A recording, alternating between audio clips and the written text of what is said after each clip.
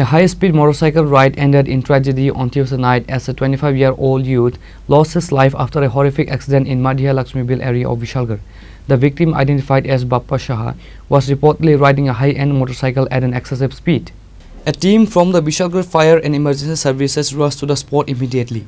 The rescue team found Bappa Shah in a critical state and transported him to the Vishalgarh Subdivision Hospital. However, referred him urgently to the GB Hospital in Agartala.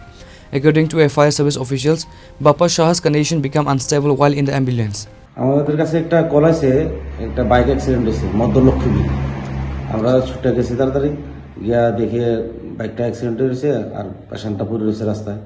আমরা তার recovery করে না বিশালগড় হাসপাতালে admit করছি। কি নাম ছেলেটা? ছেলেটার নাম হচ্ছে বাপ্পা সাহা। মানে কিরকম ইনজুরি হয়েছে? মানে সিরিয়াস ইনজুর্ড।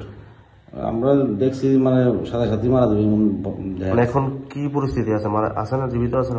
আমরা শুনতে পারছি পরবর্তী সময়ে হাঁপানির দিয়ে গিয়ে মারা গেছে।